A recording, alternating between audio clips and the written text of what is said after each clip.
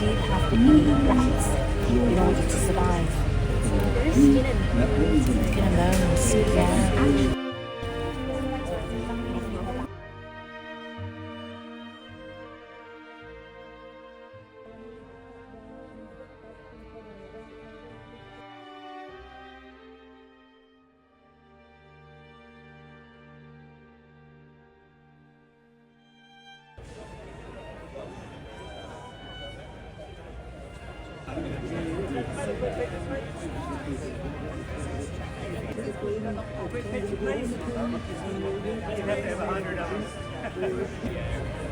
Put a post there, and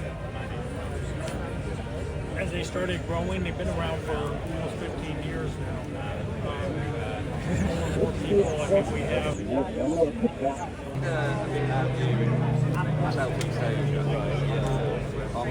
I think you actually have to start moving it now, Cal. Are we ready? 1, 2, one more please. 1, 2, my friend. Before we begin the main part of our ceremony this morning, we pause to remember Her late Majesty Queen Sirikit, the Queen Mother. Please stand.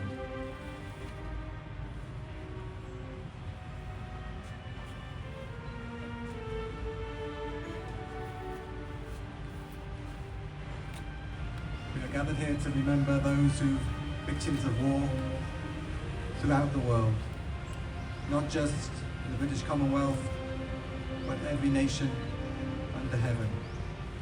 And so as we prepare for a few minutes silence, in a few minutes, we just wait for that time to come. So we just prepare ourselves, reminded of the Second World War, and we can read the information down the side, reminded of those who fought in wars all around the world. And so we wait a few moments until we come up to the 11 o'clock, that time, the 11th hour, the 11th day of the 11th month, when the First World War ended. The armistice was signed.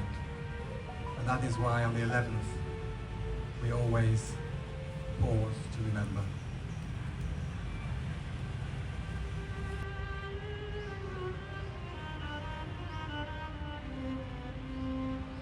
So now I'll ask Major Ian Breach to come and speak to us this morning.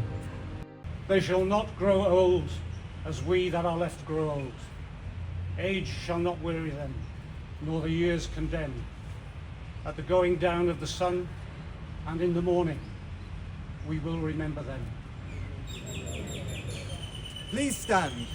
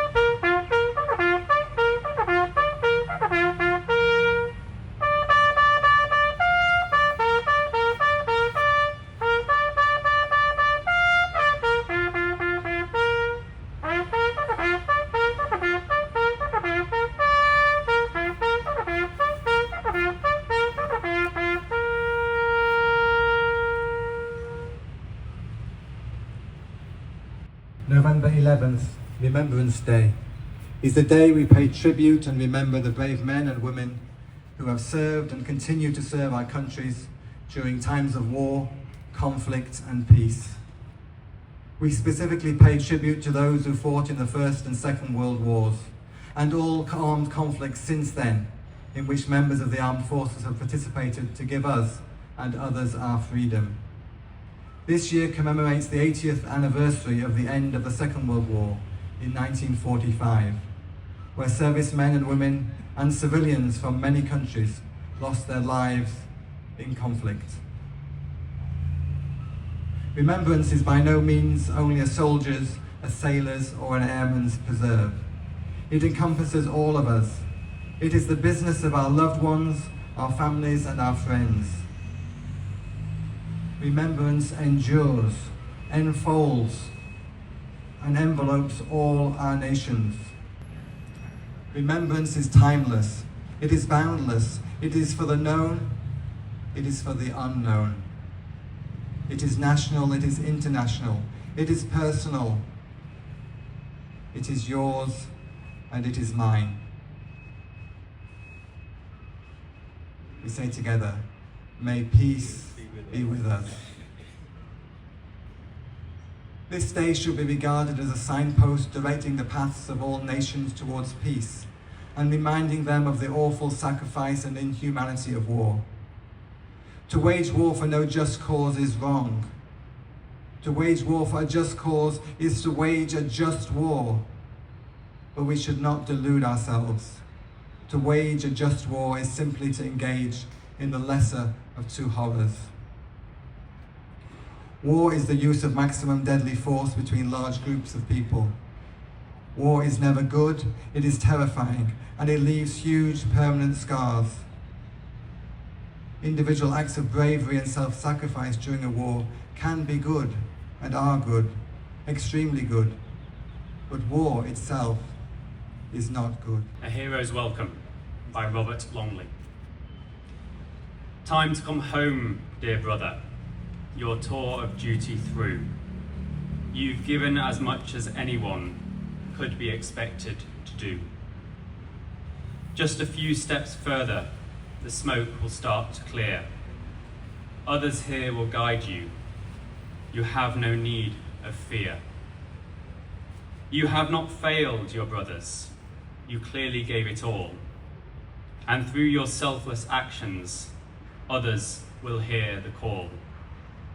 So take your place of honor among those who have gone before, and know you will be remembered for now and evermore.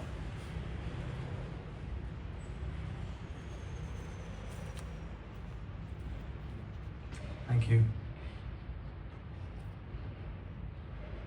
As we gather here today, citizens of many nations, many religions, faiths and cultures, we stand together in peace and safety. We pay our respects to all of the fallen, all of the wounded, and all who served in conflicts over the last 100 years. Today, as we should every day, we remember those who volunteered, sacrificed, served, fought, and died for our freedom. We say to them, we thank you, and we salute you as we salute those who made the ultimate sacrifice for our freedom. We will never forget you.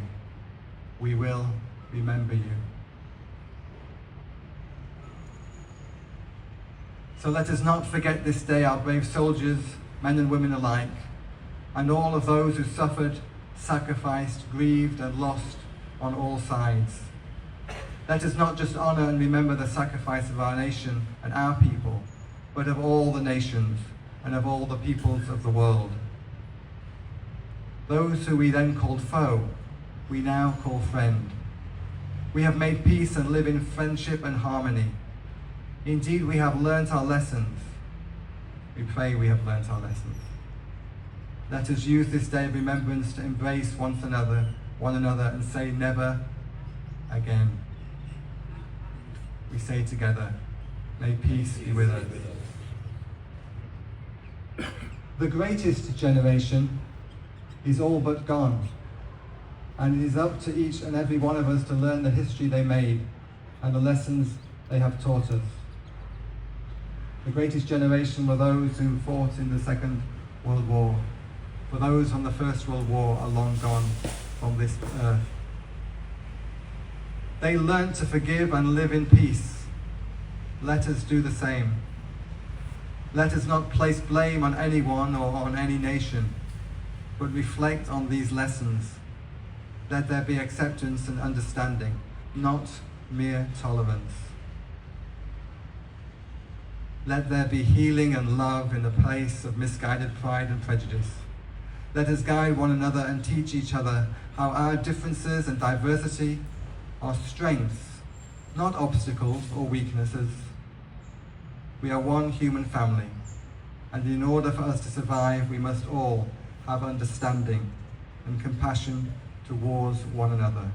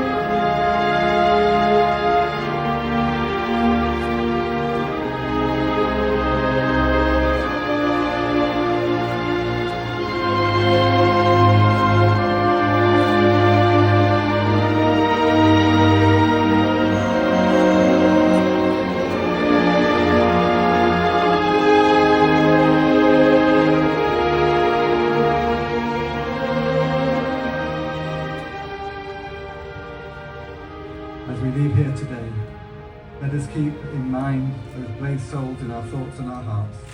Let us always remember them and give thanks.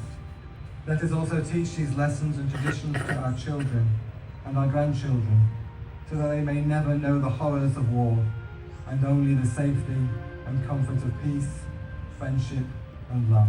You are invited to line up and lay your poppy or wreath, if you have one, where the poppies are. So you can lay them at the front around the wreaths.